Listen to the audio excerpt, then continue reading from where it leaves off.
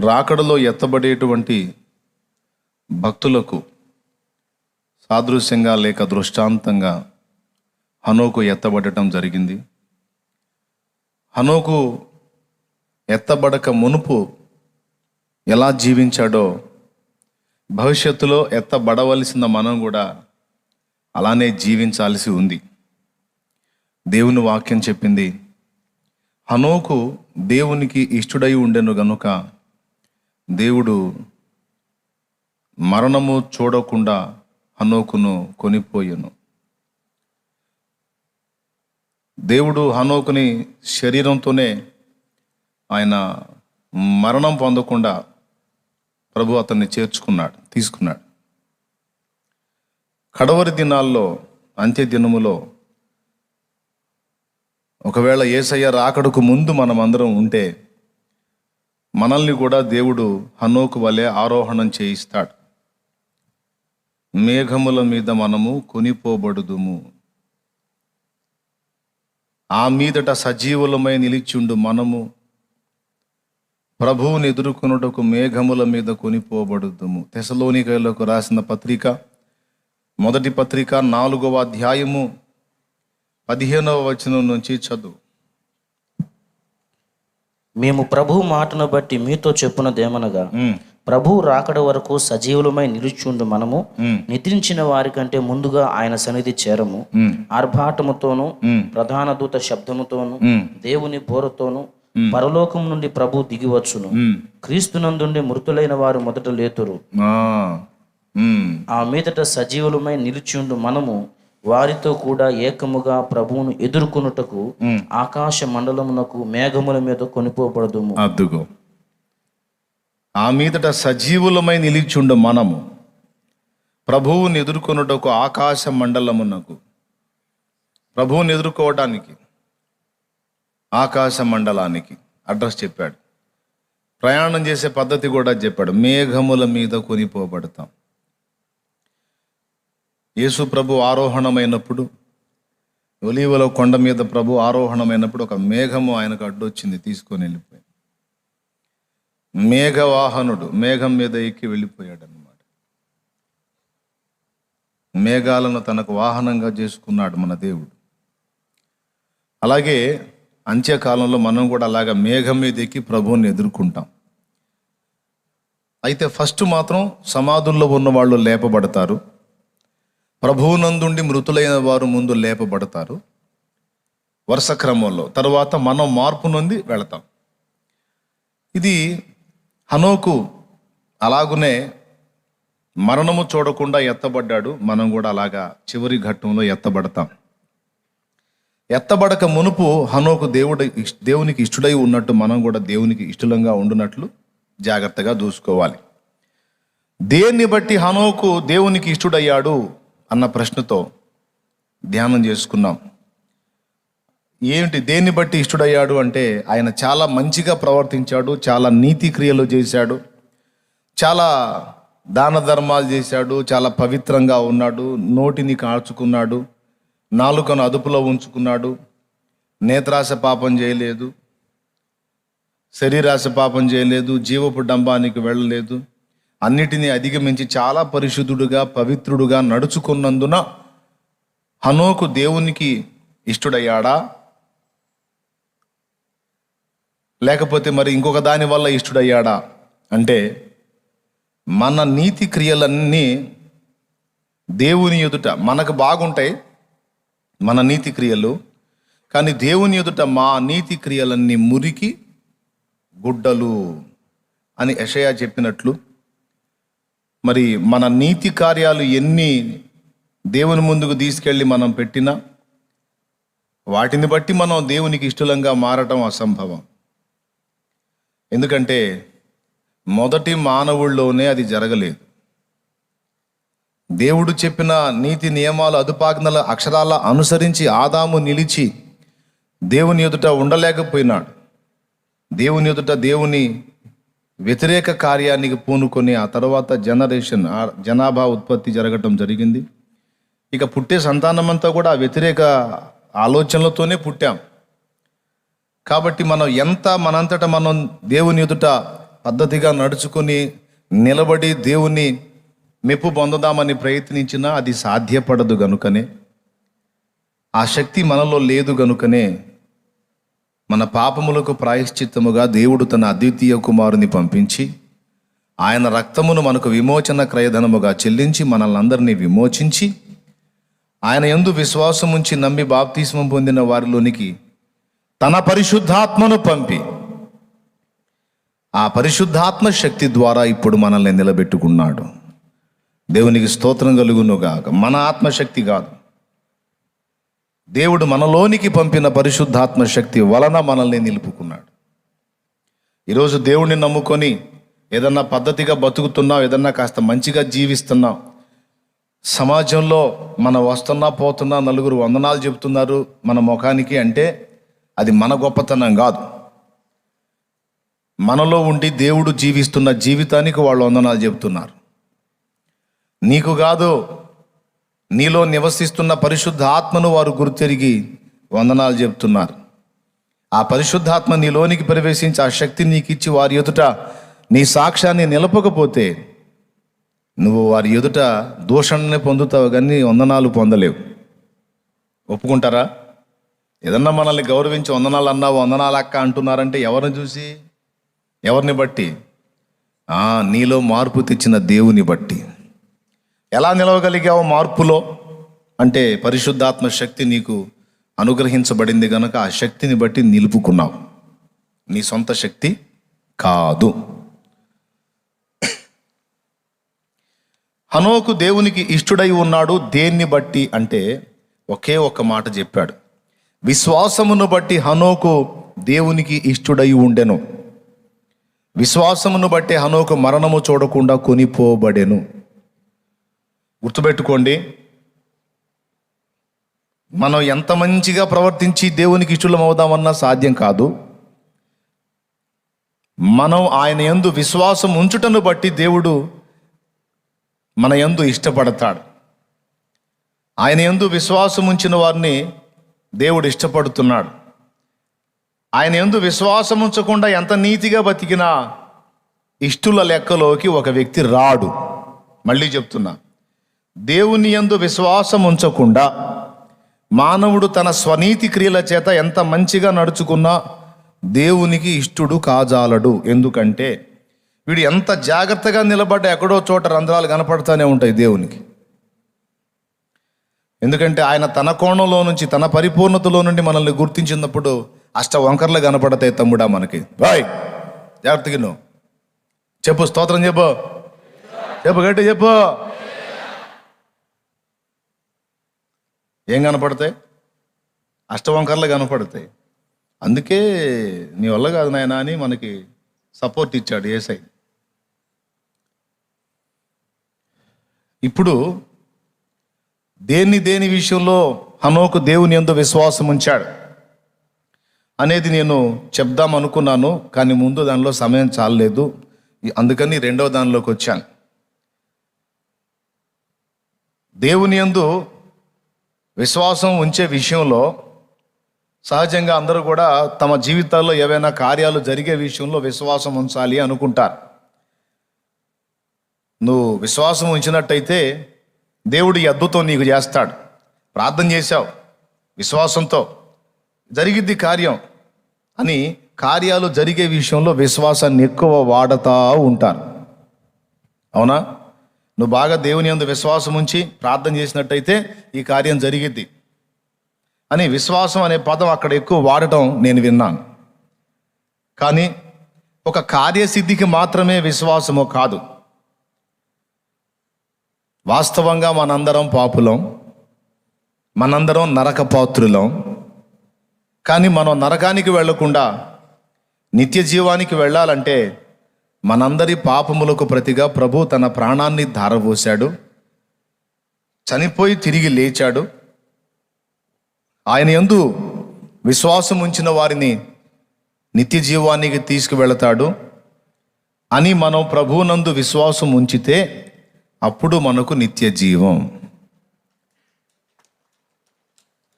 యేసు ప్రభువని నోటితో ఒప్పుకొని హృదయమందు అంగీకరించి విశ్వసించి ఆయన యందున్న ఎడల అప్పుడు మనకు రక్షణ కలుగుతుంది. మన రక్షణాధారం ఆయన యందు విశ్వాసమే, విశ్వాసం ఉంచుటయే. అంటే అర్థం ఏంటంటే, నా అంతటా నేను తండ్రి అయిన దేవుని ఎదుట నిలవలేను, అయితే నాకు బదులు ఇదిగో ఈయన ప్రాణం పెట్టాడు గనుక ఆయన ద్వారా నేను వెళ్ళగలను. స్తోత్రం. అని యేసు ద్వారా మాత్రమే నేను పరలోకం చేరతాను, ఇక ఏ విధంగా కూడా నేను పరలోకం చేరే అవకాశం లేదు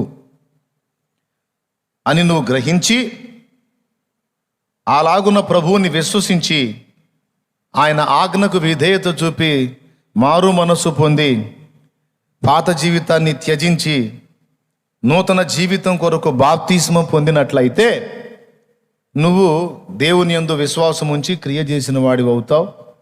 ఆ విశ్వాస సంబంధమైన క్రియ, విశ్వాసము మరియు క్రియ నీ రక్షణకు కారణమవుతుంది. దేవునికి స్తోత్రం కలుగును గాక. చెప్పండి, ఆత్మరక్షణకు ఆధారం ఏది? విశ్వాసమే. పెద్దగా చెప్పాలి.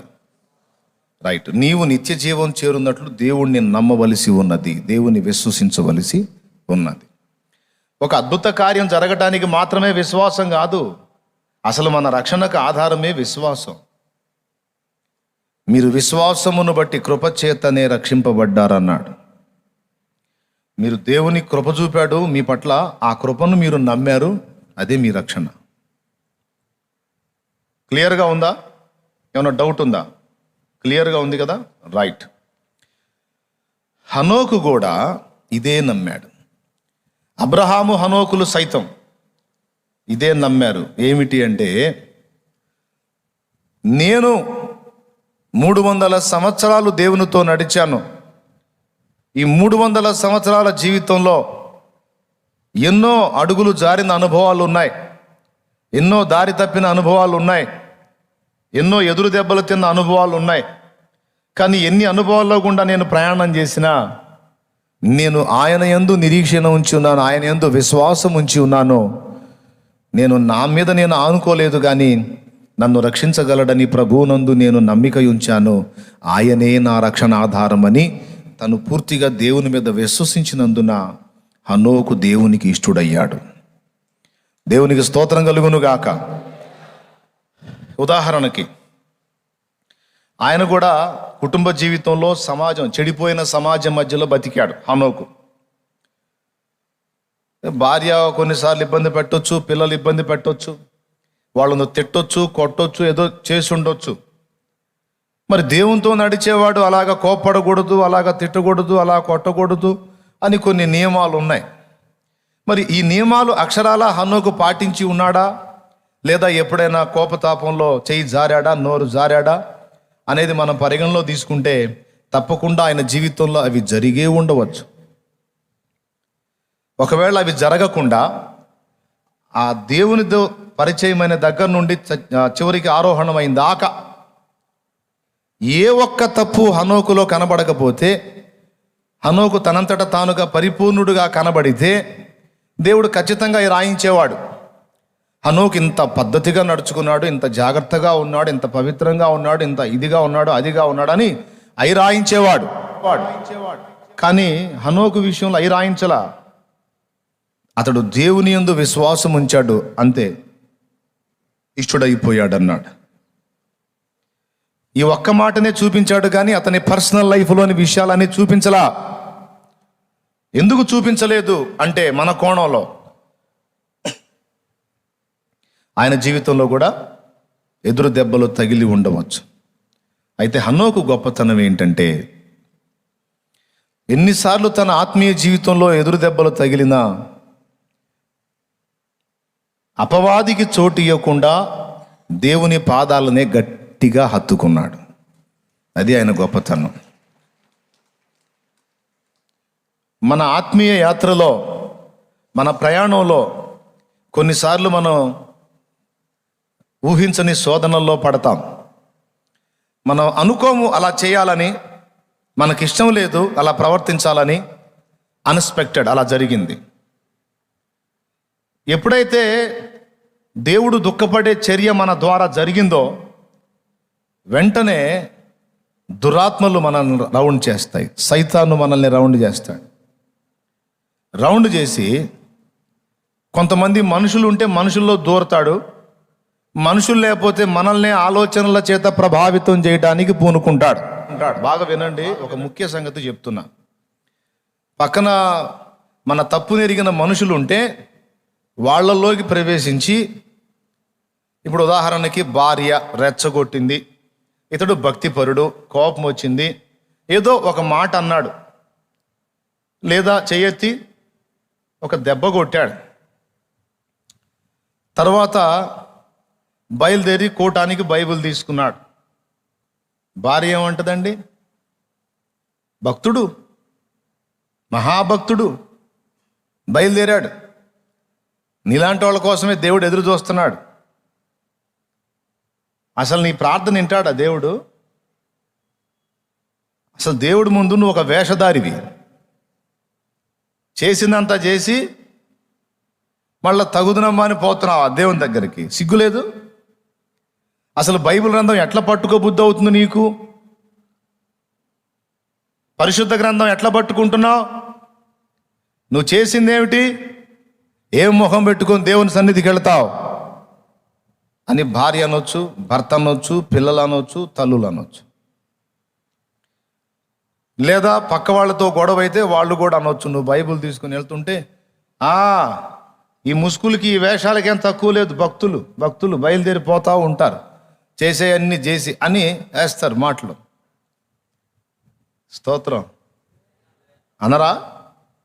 పక్కాళ్ళతో గొడవ అయింది, ఆ గొడవ అయిపోయింది, బైబిల్ తీసుకొని ఏదో మనం బయలుదేరినప్పుడు ఖచ్చితంగా వాళ్ళు ఎత్తిడిస్తారు. ఇప్పుడు ఏం చేయాలా? వాళ్ళు అన్నది నిజమే, దేవుడు పరిశుద్ధుడు, మనమేమో తేడా పడ్డాం. వాళ్ళు అన్నది మంచి మాటే, కరెక్టే, నిజమే, అబద్ధం కాదు అది. ఏ మాట? దేవుడు పరిశుద్ధుడై ఉన్నాడు, నువ్వు పాపివై ఉన్నావు, ఏ ముఖం పెట్టుకొని ఆయన దగ్గరికి వెళతావు? ఏ ముఖంబు తోడవత్తును అని భక్తుడు ఒక ఆయన పాట రాశాడు. ఏ ముఖం పెట్టుకొని వచ్చేదయ్యా ఇంత బుద్ధిహీనుడిని, ఇంత బలహీనురాల్ని అని ఒక ఆయన పాట రాశాడు, వెనకటి పెద్ద ఆయన. అసలు ఏ ముఖం పెట్టుకొని రావాలంటే ఏ ముఖం పెట్టుకొని పోతావని అని ఎవరు అన్నారు? ఈయనతో ఎవరు అన్నారు? శత్రువు ఆ ఆలోచన అతనిలో పుట్టించాడు. సిగ్గులేదు? అసలు ఇంత దరిద్రపు క్యారెక్టర్ పెట్టుకొని, ఇంత బలహీనురాలు అయి ఉండి తగుదునమ్మా అని పోతున్నావా దేవుని ముందుకి? సిగ్గులేదు అని నీ మనస్సాక్షిని వాడు ప్రేరేపిస్తాడు, మనుషులు ప్రేరేపిస్తారు. అప్పుడు హనోకు ఏమంటాడో తెలుసా? హనోకు, నన్ను ఈ ప్రశ్న అడగటానికి మీకేం అధికారం ఉన్నది? నన్ను ఈ మాట అడగటానికి నీకేం సంబంధం ఉంది? నీకేం అధికారం ఉంది? ఒరే సైతాన్, ఓ దురాత్మలారా, నాకు ఇట్టి ఆలోచనలు పుట్టిస్తున్నారు, నన్ను ఇలా ప్రశ్నిస్తున్నారు, మీకేం అధికారం ఉంది? అడిగితే ఏ ముఖం పెట్టుకొని వస్తున్నావురా సిగ్గులేనోడా అని అడిగితే, నన్ను ప్రేమించి సృష్టించి నా కోసం ప్రాణం పెట్టి తిరిగి లేచినవాడు అడగాలి, నన్ను పోషిస్తున్నవాడు అడగాలి. అంతే కదా? బయటవాడు ఎవడన్నా వచ్చి మన స్త్రీతో పెత్తనం చేసేటట్టు మాట్లాడుతున్నాడు అనుకో, ఆమె ఏమంటది? నువ్వెవడు రా నన్ను కంట్రోల్ చేయటానికి? నువ్వెవడు అసలు అంటే ఆ అధికారం తన భర్తకే, ఇంకెవడు కంట్రోల్ చేయటానికి లేదు. అలాగే నన్ను అన్నా, తన్నినా, తిట్టినా, పొమ్మని నెట్టినా ఆయన చేయాలి. మీరెవరు? ఏ ముఖం పెట్టుకొని పోతున్నావు? సిగ్గులేదు అంటే అడగటానికి నువ్వెవరివి? సిగ్గు ఉందో లేదో ఆయన దగ్గరే తేల్చుకుంటా. భక్తుడు ఏం పాడాడు? ఏ ముఖంబు తోడవత్తును అని కదా పాడాడు. దేవుడు అంటాడు నీ ముఖంతోనే రాయ్యా అంటాడు. దేవునికి స్తోత్రం, హల్లెలూయా. ఏ ముఖం పెట్టుకొని వచ్చేది? నీ ముఖమే పెట్టుకొని రా, ఇంకొక ముఖమేమో అవసరం లేదు. నేను దేవుని ప్రేమను నమ్ముచున్నాను. క్షమించే విశాల హృదయం నా దేవునికి ఉంది. నా పొరపాటును అర్థం చేసుకొని మన్నించి పోనీ బేట క్షమిస్తున్నాను, ఇంకొక మారు చేయొద్దని నన్ను దీవించే విశాలమైన మనసు నా తండ్రికి ఉంది. అందుకనే బరి తెగించి ఎట్ట తయారయ్యారు అని కాదు. పాపము నిండిన జగతిలో, సమాజంలో నేను బ్రతుకుతున్నాను. ఆ పాప ఆకర్షణకు లోనైన నా దేహంలో నేను బ్రతికీడుస్తున్నాను. నాకుగా ఇష్టము లేదు. కానీ నన్ను చుట్టుముడుతున్న శోధనల వలన ఎక్కడో చోట, ఏదో సందర్భంలో ఎక్కడో చోట నేను బలహీనపడుతున్నాను. అలా పడకుండా నిలవడానికి నా వంతు నేను కృషి చేస్తున్నా. ఇది దేవుడికి తెలుసు. నా వంతు నేను తప్పించుకోవడానికి ప్రయత్నం చేస్తున్నా. ఇది దేవుడు చూస్తున్నాడు. ఎంత తప్పించుకుందామని ప్రయత్నం చేసి జాగ్రత్తలు తీసుకున్నా, ఎక్కడో చోట జారి పడుతున్నా. ఇది నా దేవునికి తెలియదా? నా బిడ్డ పోరాడుతున్నాడా లేదా, పోరాడుతుందా లేదా అనేది నా దేవుడు చూడట్లేదా? చూస్తున్నాడు.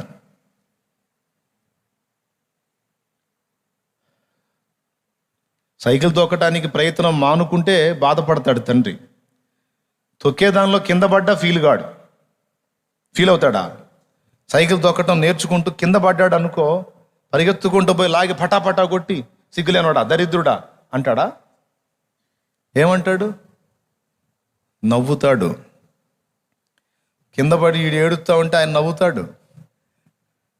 ఇంకా నా వల్ల కాదు అని ఆయన అంటా ఉంటే, ఒరే ఎంత పిచ్చోడిరా నువ్వు అంటే, 1-2 సార్లు పడితే ఇంకా కూర్చొని ఏడుస్తావా? అట్లా ఏడిస్తే ఇంకా ఇంక నేను తొక్కను అంటే, నీ బ్రతుకులో సైకిల్ రాదురా నీకు. లే ఎచ్చా మొహం లే. చెయ్యి పట్టి వెన్ను తట్టి ఆలోచన చెప్పి నిలబెట్టి మరలా ప్రయత్నించంటాడు. అది తండ్రి మనస్సు. మరలా ప్రయత్నించు. నేను గమనిస్తానే ఉన్నా. నువ్వు సైకిల్ని నిలబెట్టడానికి ప్రయత్నం చేస్తున్నావు, నాకు అర్థమవుతుంది. ఆ ప్రయత్నంలో బలహీనపడ్డావు. అయినా మానొద్దు, మళ్ళా మొదలుపెట్టు. కొంతమంది నన్ను అడుగుతారు, అన్నా ఒక బలహీనత ఉంది, మానలేకపోతున్నానన్నా ఎలా మానాలన్నా అంటే, నేను ఒకసారి అడిగాను, మానలేకపోతున్నానంటే మానటానికి ట్రై చేస్తున్నావా అన్నాను. ప్రయత్నం చేస్తానే ఉన్నానన్నా అన్నది. అట్లయితే ఖచ్చితంగా మానుకుంటావు పో అన్నా. దేవునికి స్తోత్రం కలుగును గాక. ఎందుకంటే కృషి చేస్తున్నావు నీ వంతు. మానటానికి అంటే నువ్వు చేసేది తప్పని తెలుస్తుంది, నీకు అసహ్యం కలుగుతుంది, ఆ మనస్సాక్షి గద్దిస్తుంది, ఆత్మ గద్దింపు పొందుతున్నావు, ఇష్టం లేదు నీకు. నీ వంతుగా తప్పించుకోవటానికి ప్రయత్నం చేస్తున్నావు. ఇదంతా దేవుడు కనిపెడతాడు. అసలు ప్రయత్నం అనేది వీడి దగ్గర ఉందా, ఈమె దగ్గర ఉందా, లేకపోతే రాజీ పడిపోతున్నాడా, తప్పించుకోవటానికి తన వంతు ప్రయత్నం చేస్తున్నాడా అనేది చూస్తాడు. ప్రయత్నం అంటూ ఉంది అంటే ఇక దాన్ని దేవుడు నువ్వు గెలిచినట్టుగానే తీసుకుంటాడు. ప్రయత్నం మానేసి ఇక మన వల్ల కాదు అని రాజీ పడ్డావు అనుకో, అప్పుడు ఇక ఓడిపోయిన లెక్కలో వేస్తాడు. అంటే తొక్కటం ఆపేసి ఇక నేను తొక్కను, నాకు రాదు అన్నట్టు అన్నమాట. ఇక వాడు జన్మలో సైకిల్ తొక్కడు. ఆశ ఉంది, కింద పడుతున్నాడు, నిరాశ వస్తుంది. అప్పుడు తండ్రి ఏం చేస్తాడు? లే మళ్ళీ ట్రై చేయి. ఇప్పటికి 3 సార్లు పడ్డా, అరే ఇంకా 30 సార్లు పడితేనేవిరా, పడితేనే అనుభవం వచ్చింది, లే మొదలుపెట్ట మళ్ళా అని మళ్ళా తొక్కిస్తాడు. అలా తొక్కగా చివరికి ఒకరోజు నువ్వు నిలబట్టమే కాదు, ముందు ఒకడిని వెనకొకడిని కూర్చోబెట్టుకుని కూడా తొక్కగలుగుతావు. గట్టిగా కొట్టు. ఎవరైనా పరధ్యానంగా ఉంటే లైన్లోకి వస్తారు. అందుకని కొట్టేదేదో గట్టిగా పెటా కొట్టండి, లేకపోతే మౌనంగా కూర్చోండి. స్తోత్రం. ఫస్ట్ వాడు దొక్కటమే కష్టం, అసలు వాడు సైకిల్ని నిలబెట్టడమే కష్టం. ఎన్నోసార్లు పడతాడు. ఒకసారి ఒక హాస్యం చెప్తాను మీకు. నేను సైకిల్ నేర్చుకుంటున్న కొత్త, అది నాకు. మా వాడు ఒక 2-3 సార్లు చూపించాడు, ఇక పోయాడు. నేను తొక్కట్లేదని. సరే ఇక నేనే సొంతంగా నేర్చుకోవాలని ప్రతిన పూనాను. మరి మా వాడు దొక్కుతుంటే నేను దొక్కలేకపోతున్నా, ఫీలింగ్గా. అందుకని పెడల మీద కాలేసి తొక్కుతుంటేనేమో అవి చూసుకొని సరిపోతుంది, హ్యాండిల్ ఎటుపోతుందో చూడట్లా. హ్యాండిల్కి వెళ్ళి చూసుకుంటేనేమో కింద పెడల మీద నుంచి కాలు జారిపోతుంది. ఆ పెడలు వచ్చి కాలు కొట్టుకొని దెబ్బ తగులుతుంది, నొప్పి పుడుతుంది. పెడలకి వెళ్ళి కొత్తవాడు ఏం చేస్తాడు, ఫస్ట్ ఎటు చూస్తాడు, ఈ పెడలకి వెళ్ళి చూస్తుంటాడు. ఎందుకంటే కాలు అక్కడే ఉందా, ఎటన్నా పోయిందా. అవునా? ఈ పెడలకి వెళ్ళి చూస్తే హ్యాండిల్ ఎటో పోతుంటుంది. అందుకని నేను ఒక ఐడియా చేశా. మా హైవే రోడ్డు బాగా ఎత్తుంటుంది, మా బజార్ ఉంది, పొడవు బజారు. ఆ హైవే రోడ్డు ఎత్తు, అక్కడ నుంచి మెరక పోసారు ఇట్లాగా. అక్కడ నుంచి బళ్ళు దిగి రావటానికి స్లోపుగా అది మెరక పోసారు. నేను హైవే మీదకి వెళ్ళా సైకిల్ తీసుకొని. ఇప్పుడు మనం తొక్కే అవసరం ఉండదు, జస్ట్ పెడల మీద అలా కాళ్ళు పెట్టి ఇలా పట్టుకుంటే చాలు, అదే పోతుంటుంది. చూసారా ఆవిడ? బాగుంది కదా. పాపం ఒక ఆయన ఆ బజార్లో పక్షవాతం వచ్చి సాయంత్రం 6 ఈ పని చేసింది. నేను రోడ్డు మీద మంచం వేశారు, ఇంట్లో ఒక్క పోస్తుందని ఆయనకి. ఆ రోడ్డు మీదే వేశారు మంచం. నేనేంది ఇక ఈ దెబ్బతో నాకు సైకిల్ వచ్చేసిందా హో అని చెప్పని అక్కడి నుంచి మొదలుపెట్టి ఇక సైకిల్ ఎక్కాను, 2 పెడల మీద కాలు వేసాను, హ్యాండిల్ పట్టుకున్నాను, ఇక బ్రేకులు వదిలాను. అది ఇట్టుంటుంది. ఇక శరవేగంతో నేను తొక్కకుండా వెళ్ళిపోతుంది సైకిల్. నేను కింద పడకుండా ఈ బ్యాలెన్స్ చూసుకుంటున్నా. అబ్బో బాగానే పోతున్నాను, నేను కింద పడట్లేదు, బ్యాలెన్స్ బాగానే కుదిరిందని ఈ సంబడంలో ఉన్నా. ఇక అది పోయి రయ్యమని పోయి పాప ఆ మంచంలో పండుకున్నాడు ఆయన, పక్షవాతం వచ్చి. పొయ్యి పొయ్యి పొయ్యి పోయి పెటామని కొట్టి ఆయన్ని. ఆ మంచానికి తగిలి ఎగిరి పడ్డాడు ఆయన. పడి వామ్మో అన్నాడు, నన్ను చంపాడు.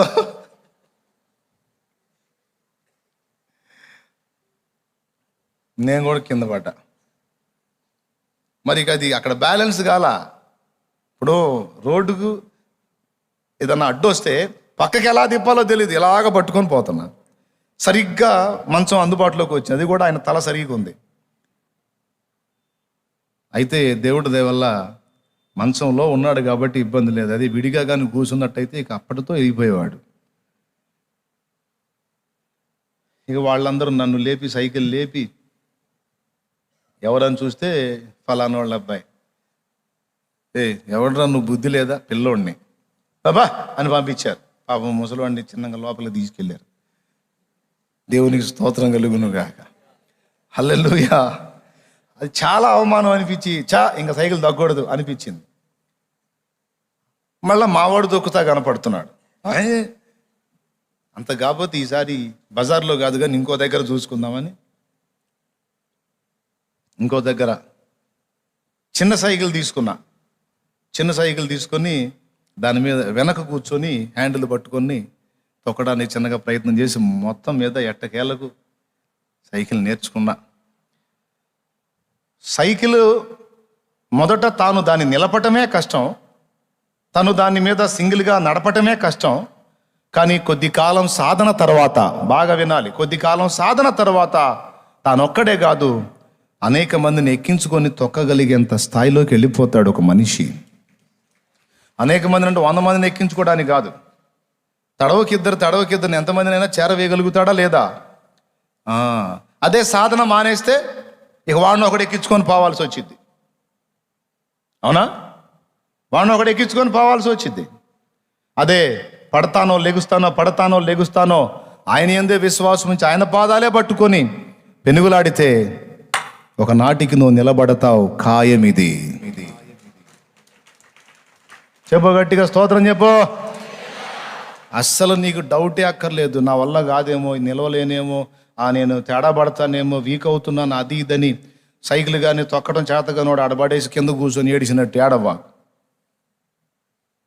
దేవుడు అసలు నిన్ను అలాగ అనడు. దద్దమ్మ సిగ్గు లేదా అట్ట ఇట్ట అనడు. వెన్ను తడతాడులే బెటాలే, జారిపడ్డాం, హ్యాండిల్ చూసుకో, ఇట్లా చెయ్యి ఇట్లా చెయ్యి అని చెప్పని సలహాలు చెప్పి మళ్ళా లైన్లో పెడతాడు.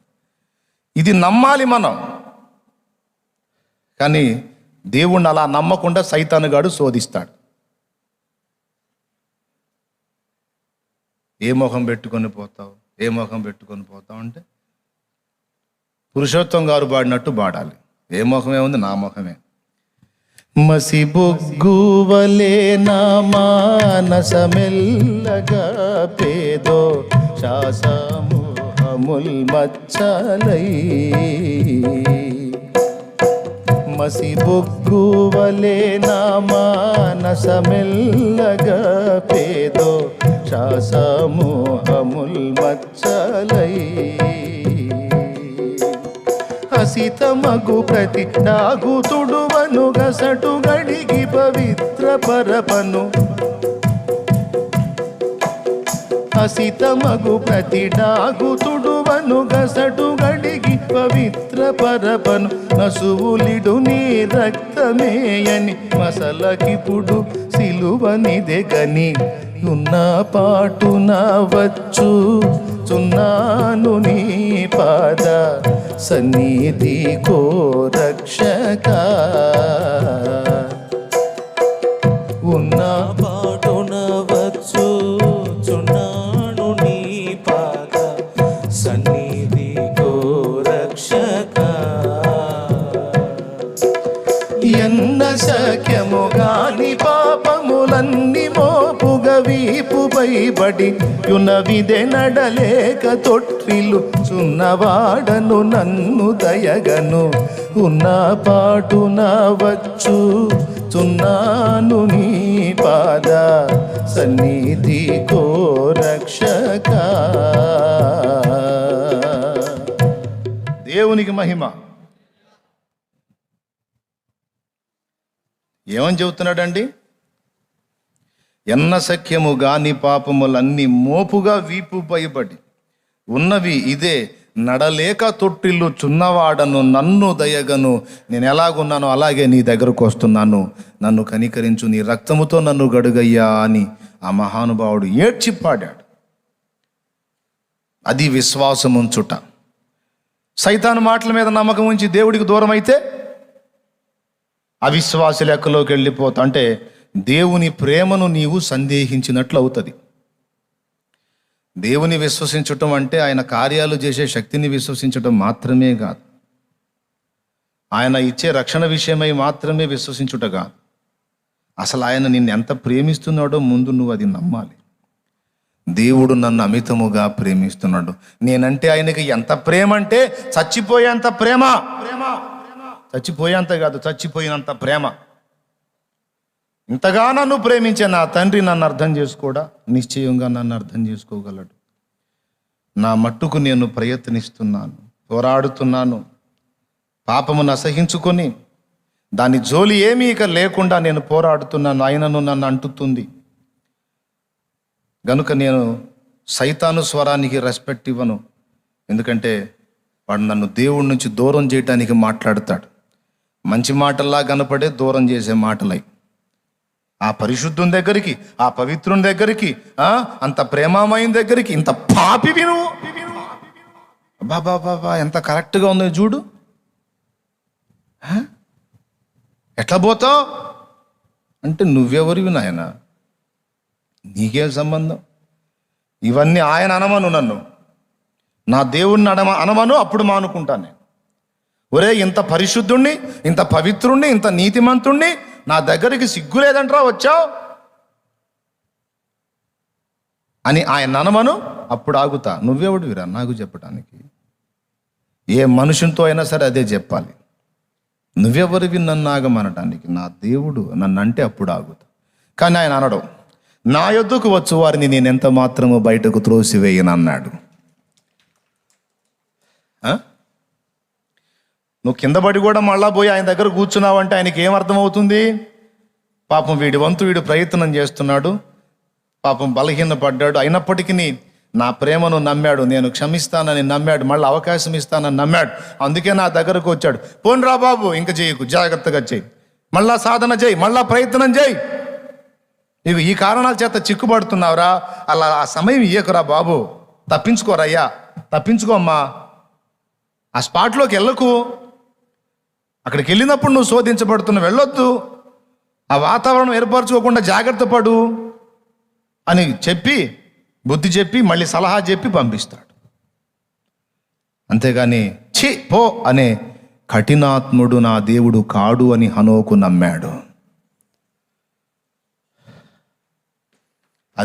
అది దేవునికి ఇష్టమైంది. తప్పిపోయిన కుమారుడు డబ్బులన్నీ తీసుకెళ్ళి వేశ్యలతో తగలబెట్టి పనికిమాలిన వ్యాపారాలన్నీ చేసి, దుర్వ్యాపారాలు చేసి, దరిద్ర కొట్టు స్నేహాలతో తిరిగి అన్ని నాశనం చేసి ఇంటికి వస్తున్నాడు. తండ్రి ఏమనాలి? ఆ వెధవ వస్తున్నాడు, నా గడప తొక్కటానికి వీల్లేదు, పొండి, వాడి ముఖం కూడా చూడండి చెప్పండి. దరిద్రుడు కష్టార్జితం అంతా తీసుకెళ్ళి నాశనం చేసి వచ్చాడు, సిగ్గు లేకుండా భిక్షగాడి గెటప్ వేసుకొని వస్తున్నాడు వెధవ. నా నుండి దూరం అయితే ఎవడి బతుకైనా అంతే, పొమ్మను ఆ వెధవని, దరిద్రుణ్ణి, వాడి ముఖం కూడా నేను చూడను, పొమ్మను అని చెప్పాడా? అలా చూపిస్తాడు సైతానగాడు మనకి. దేవుణ్ణి అలా చూపిస్తాడు సైతానగాడు, దేవుణ్ణి మనకు అలా చూపించడానికి ట్రై చేస్తాడు. అట్లా చూడొద్దు. మరేం చేశాడు తండ్రి? అరే వాళ్ళంత దూరంలో ఉండగా పని వాళ్ళు గుర్తుపట్టలేదు, బజారోళ్ళు గుర్తుపట్టలేదు, ఎవరు కనుగొనలేదు. అల్లంత దూరంలో ఉండగానే దిగ్గున లేచి ఆనందంగా కళ్ళు వెలిగిపోయినాయి.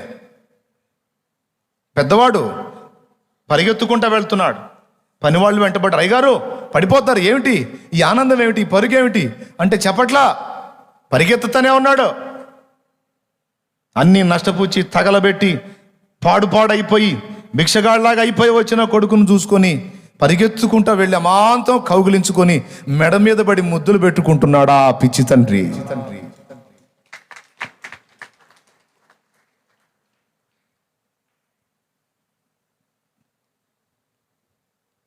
ఎక్కడి నుంచి వచ్చాడో తెలుసా? పందుల దొడ్డిలో నుంచి వచ్చాడు, అసహ్యమైన స్థలంలో నుంచి వచ్చాడు. స్నానపానాదులు లేవు, చీలికలు పేలికలైన వస్త్రాలు, తలకు నూనె లేదు, జుట్టు పెరిగి గడ్డం పెరిగి పిచ్చివాళ్ళలాగా వచ్చాడు. అతన్ని ఎవరూ గుర్తుపట్టలేదు, నాన్న గుర్తుపట్టాడు. గుర్తుపట్టి తను పడేది కూడా కానకుండా పరిగెత్తుకొని పోయి దుర్గంధపూరితంగా ఉన్న ఆ కొడుకు మీద పడి గట్టిగా హత్తుకొని, ఎన్నాళ్ళగా కనిపించావురా అని ముద్దులు పెట్టుకుంటున్నాడు ఆ తండ్రి. ప్రేమగల తండ్రి. హల్లెలూయా. మన పరలోక తండ్రి కూడా అలాంటి వాడే. నిన్నెంత ప్రేమిస్తే తనకిష్టమైన అద్వితీయ కుమారుని నీ కొరకు బలిగా అర్పించాడు. ఊహించు. నిన్నెంత ప్రేమిస్తే తన జనితైక పుత్రుని నీ కొరకు అలాగ దారుణంగా బలి చేయడానికి ఇష్టపడ్డాడు. ఊహించు. దుష్టుడు అంటాడు, నిన్ను ఒప్పుకోడు దేవుడు అంటాడు. నువ్వెవటా చెప్పటానికి? ఆ ముక్క ఆయన చెప్పాలి. నా తండ్రికి నేనంటే ఎంతో ప్రేమ, ఆయన వదిలి నేను బతకలేను. ఒకవేళ నేను పాపినని కొట్టి చంపితే చంపని, నేను ఆయన దగ్గరే పడతాను. చంపేస్తే ఆయన చేతుల్లో చస్తాను. ఆయనకు దూరంగా మాత్రం నా వల్ల కాదు, నేను ఆగలేను. హనోకు అనుభవం. హనోకు దేవుని ప్రేమను నమ్మాడు, అందుకు దేవునికి ఇష్టడయ్యాడు. తన 300 సంవత్సరాల నడకలో ఎన్నెన్నో ఎదురు దెబ్బలు తిని ఉండవచ్చు, నేను తగను అనుకోవచ్చు, కానీ దేవుణ్ణి నమ్మాడు. ఆయన నన్ను ఆమోదిస్తాడు, ఆయన నన్ను ప్రేమిస్తున్నాడు, నేను ఆయన ప్రేమను నమ్ముతా, సందేహించను అని ఎన్ని ఎదురు దెబ్బలు తగిలినా, ఎన్నిసార్లు భంగపడినా, ఎన్నిసార్లు జారిపడినా, ఎన్నిసార్లు తొట్టుపడినా దేవుని పాదాలు పట్టుకొని వదల్లా. దేవుడు కనికరించి పాపం నిండిన ఈ సమాజంలో పాపానికి దూరంగా బ్రతకటం ఎలాగో హానోకుకు నేర్పించుకున్నాడు. ఈరోజు ఒకప్పుడు చాలా బలహీనుడివి నువ్వు, చాలా బలహీనురాలివి. లైవ్లో ఉన్నోళ్ళు కూడా చాలా బలహీనులు ఒకప్పుడు. మీరు చాలా, మీకు తెలుసు మీ జీవితం గతాన్ని ఊహించండి. కానీ ఈరోజు సాధన మొదలుపెట్టావు, కొద్దిగా సంవత్సరాలు అయింది, కొన్ని కాలం అయింది, నెలలోళ్ళు ఉన్నారు, సంవత్సరాల వాళ్ళు ఉన్నారు. మార్పు రాలేదా? చిన్న చిన్నగా సైకిల్ దొక్కటం రావట్లేదా? కొంచెం మెరుగుపడింది. ఇంకా కొద్దిగా ఆగండి, ఇంకొద్దిగా ఆగండి, ఇంకా నిలబడతారు. ఇంకా ఎక్కడెక్కడ వీక్ అయినారో అక్కడ కూడా నిలబడతారు. నేర్పుకుంటాడు దేవుడు నీకు. నీ అంతటా నువ్వు సైకిల్ దొక్కేటట్టు చేస్తాడు ఆయన. అంతేకాదు, నీ అంతటా నువ్వు నిలిచి సైకిల్ తొక్కటమే కాదు, నువ్వు మరికొంతమందిని నడిపించగలిగేంత శక్తిలోనికి నేను తీసుకొస్తాడు ఆయన. మరికొంతమందిని నువ్వు ప్రభావితం చేసేటట్టు ఆయన శక్తి నీకు అనుగ్రహించి నిన్ను అలాగ రెడీ చేస్తాడు. ఇప్పుడు నువ్వు నిలవటమే కష్టం అనిపిస్తుంది కాదు, నో, నిన్ను బలపరిచి నీకు సాధన నేర్పించి నిన్ను నిలబెట్టి అనేకుల్ని నువ్వు నిలబెట్టడానికి ఒక పాత్రగా దేవుడు నిన్ను వాడుకోపోతే అప్పుడు అడుగు. నమ్మితే చప్పట్లు కొట్టి దేవుని మహిమపరచు గట్టిగా. సందేహం ఉందా ఎవరికైనా? విశ్వాసం ఉందా? ఏం విశ్వాసం ఉంది? నన్ను నిలబెడతాడన్న విశ్వాసం నాకుందన్న. డౌట్ లేదుగా?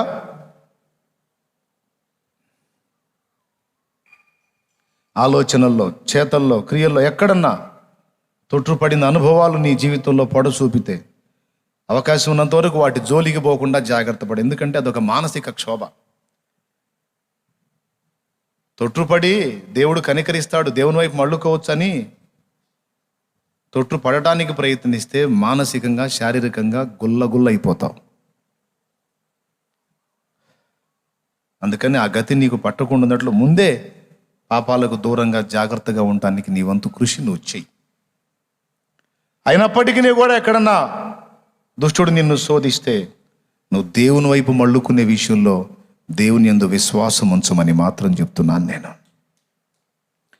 ప్రియులారా, ఈ విషయాలు ఒక్కటే కాదండి, ఇంకా చాలా సంగతుల్లో మనం హనోకు వలె దేవుని మీద ఆధారపడాలి. ఇందాక చెప్పాను, డ్రైవర్ సీట్లో నువ్వు కూర్చొని ఇప్పటిదాకా బ్రతుకు నడిపావు, అది ఖాళీ చేసి దేవునికి ఆ స్థానం ఇవ్వు. 65 సంవత్సరాల వయసు వచ్చిందాకా హనోకు బండిలో హనోకే డ్రైవరు. 65 ఏళ్ళు వచ్చిన తరువాత దేవుణ్ణి గుర్తెరిగాడు. తన ఓన్ డ్రైవింగ్లో ఎంత దరిద్రం ఉందో గుర్తెరిగి డ్రైవింగ్ సీట్ ఖాళీ చేసి హనోకు ప్రభువుకి ఇచ్చాడు. నువ్వు కూర్చొని నడిపించు ప్రభువా అని. దేవుడు ఎప్పుడైతే హనోకు జీవితాన్ని నడపటం మొదలుపెట్టి దేవుడు జోక్యం చేసుకున్నాడో సుదీర్ఘ కాలం ఇక హనోకు జర్నీ బ్రేక్ అవ్వలేదు. గమ్యానికి దేవుడు చేర్చాడు, నిత్య జీవ గమ్యానికి. ఓకే, నమ్మాలి ఆయన నాయకత్వాన్ని. నేను ఆయన మీద ఆనుకుంటాను, ఆయన చెప్పినట్లెల్లా నడుస్తాను, చివరికి నేను ఆయన ఆశించిన గమ్యానికి చేరతాను. నాకు నమ్మకం ఉంది. కొంతమంది దేవుణ్ణి కూడా కావాలనుకుంటారు, కారు ఎక్కించుకుంటారు దేవుణ్ణి కూడా, వినండి. కానీ డ్రైవర్ సీట్లో వాళ్ళే కూర్చొని పక్కన సీటు దేవుడికి ఇస్తారు. అంటే సగం అది సగం అందే. పూర్తిగా లోబడరు, పూర్తిగా స్టీరింగ్ ఆయనకి అప్పచెప్పి వీళ్ళు పక్కన కూర్చోడానికి ఇష్టపడరు. సీట్లో వీళ్ళు కూర్చొని వీళ్ళు నడుపుకుంటా పక్కన ఆయన సలహాలు అడుగుతుంటారు అప్పుడప్పుడు, ఏం చేద్దాం దేవా అని. ఇంకా నన్ను అడిగేదే ఉందిరా, నువ్వే నడుపుకుంటున్నావుగా, పో నీ ఇష్టం వచ్చినట్టు అంట. కొన్నిటికి మాత్రం దేవుడు, కొన్నిటికి మాత్రం వాళ్ళకు అనుకూలంగా. నో, నా బ్రతుకు బండిని నేను పూర్తిగా దేవుని చేతికి అప్పగించినప్పుడు బాగుపడ్డాను నేను. నా మట్టుకు నా జీవితం చెబుతున్నాను నేను. పూర్తిగా ఆయన నడిపింపుకి అప్పచెప్పుకొని ఆయన పాదాల దగ్గర ఎక్కువ గడుపుకుంటూ ఆయన సలహాని పాటిస్తూ ఇక ఆయనే డ్రైవర్, ఆ రోజు నుంచి ఈ రోజు దాకా. అందుకే నాకు ఇంత కృప లభించిందని నేను అనుకుంటాను. ఆయన నన్ను నడుపుచుండుటను బట్టియే నా బ్రతుకు పరిమళించింది.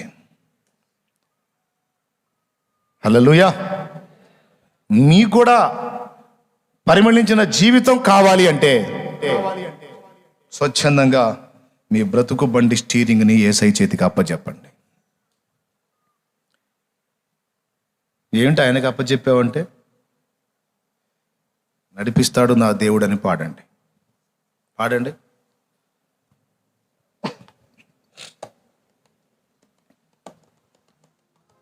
పాడుతున్నారా? పాడుతున్నారా? వామ్మో. నడిపిస్తాడు నా దేవుడు, శ్రమలోనైనా నన్ను విడువడు. నడిపిస్తాడు నా దేవుడు, శ్రమలోనైనా నన్ను విడువడు.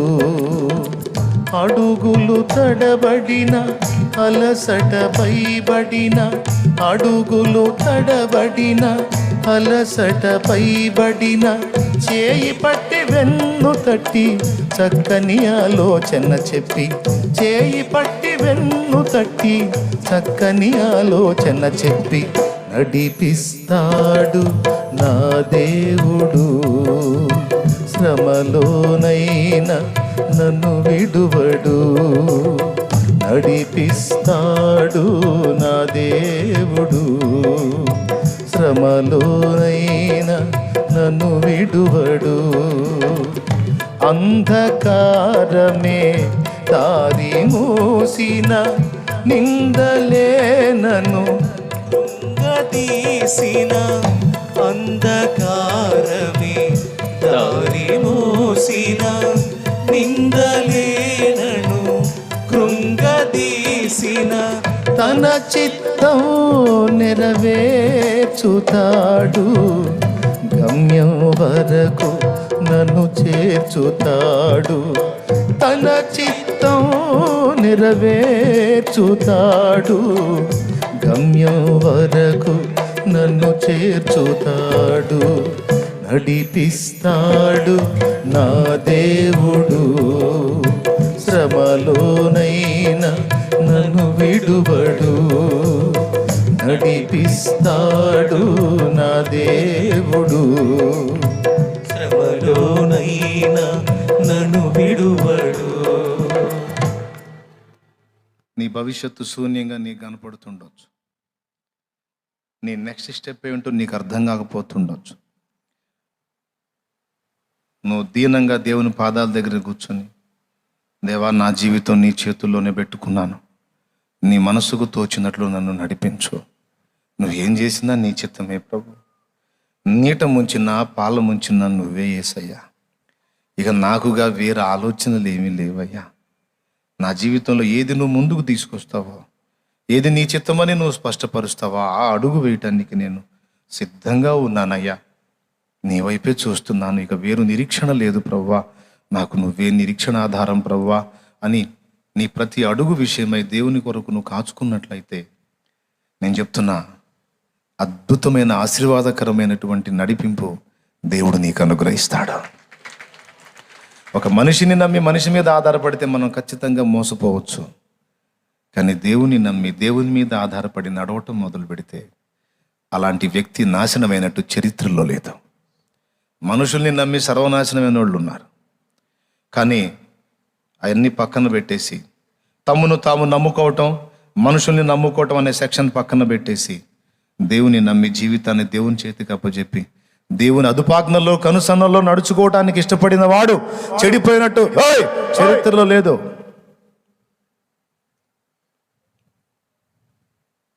ఉందా? ఎవరు పాడైపోయారో చెప్పండి. దేవుని నడిపింపులో చరిత్ర పుటల్లోకి ఎక్కారు, ధన్యజీవులయ్యారు, వేల లక్షల మందికి దీవెనకరంగా మార్చబడ్డాయి వారి జీవితాలు, మాదిరైనాయి.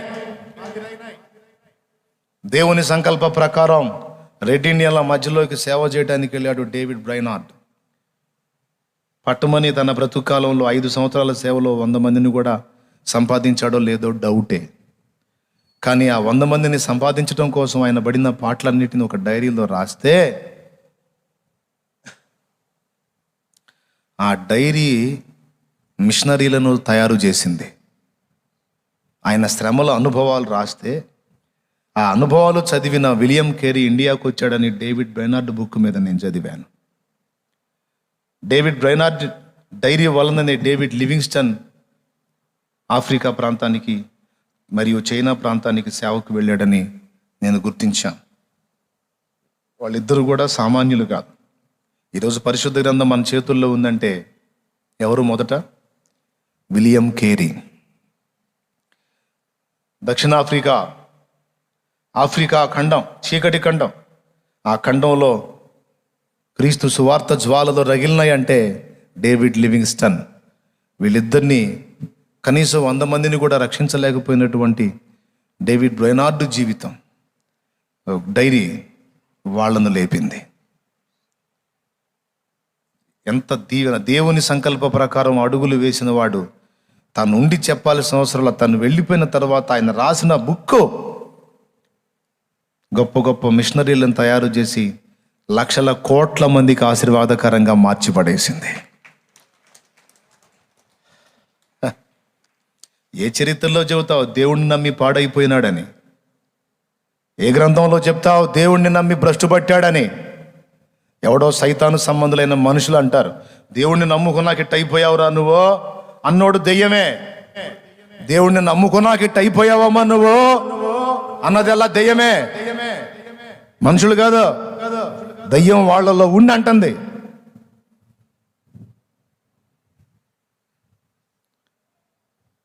చరిత్రలో లేదు. సర్వనాశనం అయిపోయినటువంటి జీవితాలు సైతం ఆయన పాదాలను పట్టుకున్నప్పుడు మోడులు మళ్ళా క్రొత్త చిగుర్లు పెట్టినాయి.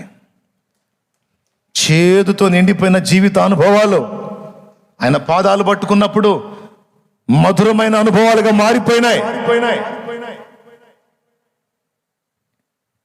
మారాని మధురంగా చేసిన మన ప్రభు, చేదును మధురంగా తీయదనంగా మార్చగలిగిన మన దేవుడు మన బ్రతుకుల్లో చేదును కూడా అలా మార్చడానికి సమర్థుడని గుర్తెరిగి ఆయన చేతులకు మీ జీవితాలు సమర్పించండి. దేవుని విశ్వసించండి. నీ రక్షణకు విశ్వాసమే ఆధారం. అంతేకాదు, నీ క్షమాపణకు, నీ దిద్దుబాటుకు, నీ భక్తి సాధనకు ఆయన ప్రేమను విశ్వసించుటయే ఆధారం.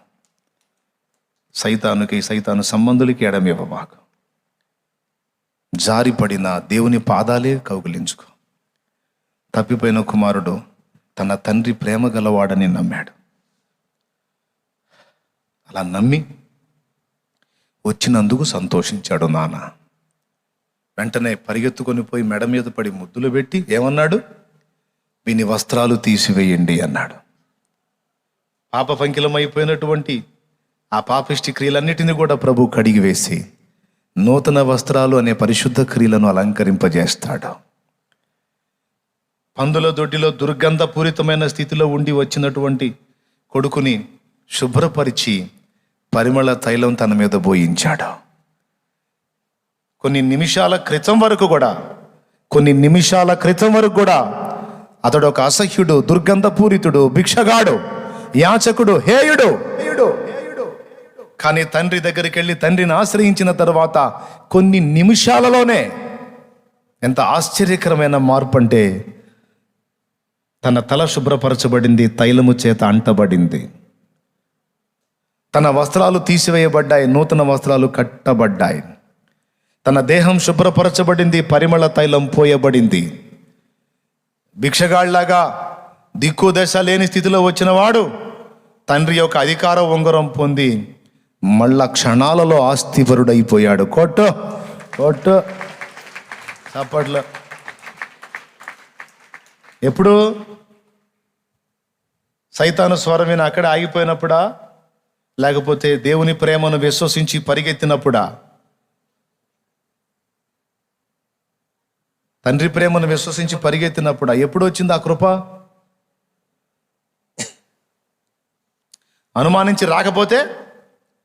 తండ్రిని అనుమానించి రాకపోతే అసలు సచ్చేవాడు. అవునా? ఎంత అద్భుతంగా మారిపోయింది. అది తండ్రి ప్రేమను విశ్వసించుట ద్వారా క్షణాలలో పరిస్థితులు అలా మారిపోతాయి. కాబట్టి నమ్మండి, ఆయన్ని హత్తుకోండి, ఆయన ఇచ్చే రక్షణ, ఆయన ప్రాణత్యాగాన్ని విశ్వసించండి. అదే నీకు నిత్య జీవానికి కారణం. రెండవది, సాతాను శోధనలో నుండి తప్పించుకొని నీవు బలమునందు అనేకులకు దీవెనకరమగునట్లు సైతాను స్వరం వినకండి, దేవుని ప్రేమను నమ్మి ఆయన ఆశ్రయించండి. ఇవి రెండు హనోకు చేశాడు. హనోకు జీవితంలో వచ్చినాయి లోపాలు, కానీ ఎన్నొచ్చినా దేవునితో నడక మానుకోలా, దేవుని పాదాలు వదిలిపెట్టలా. అందుకే హనోకు దేవునికి ఇష్టడు. దేవుడు హనోకును తీసుకొని పోయాను. రా మోకాళ్ళ మీదకి.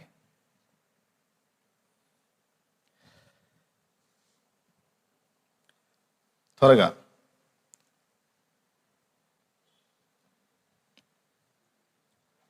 నువ్వెవరి స్వరం వింటున్నావు? అనుమానాలు, అవిశ్వాసం నూరిపోసే సైతాను స్వరం వింటున్నావా? దయ్యపు సంబంధాల అవిశ్వాసపు మాటలు వింటున్నావా? నీ బతుకంతే, నీ జీవితం వింతే నువ్వు అసలు ఎట్టా ఉండేదానివి, ఎట్టా ఉండేవాడు, ఎట్లయిపోయావు, నువ్వు అట్టయిపోయావు, ఎట్టయిపోయావు అని పనికిమాలిన మాటలు మాట్లాడే పనికిమాలిన స్వరాలు వింటున్నావా? దేవుని ఎదుట నీ నడత సరైంది కాదు, దేవుడు నిన్ను ఒప్పుకోడు, నీకు క్షమాపణ లేదు, నిన్ను ఆమోదించడు అని చెప్పే దయ్యపు స్వరం వింటున్నావా? లేదు లేదు, దేవుడు నిన్ను ప్రేమిస్తున్నాడు, క్షమిస్తున్నాడు. వెళ్ళు, ఆయన పాదాలు ఆశ్రయించి క్షమాపణ కోరు, మళ్ళా సాధన మొదలుపెట్టు. ఒకనాటికి నిలవగలుగుతావు, అనేకులే నిలపగలుగుతావు. నిరుత్సాహపడకు, విశ్వాసం విడవకు. నీ భవిష్యత్తు కొరకు కూడా దేవుని మీద నువ్వు ఆధారపడు. దేవుణ్ణి నమ్మి చెడిపోయిన వాళ్ళు లేరు. వెళ్ళు, దేవుని పాదాలను ఆశ్రయించని చెప్పే పరిశుద్ధాత్మ స్వరం వింటున్నావా? హనోకైతే పరిశుద్ధాత్మ స్వరమే విన్నాడు. రండి ప్రార్థన చేద్దాం. దేవా, హనోకు వలె నన్ను చేయి ప్రభువా.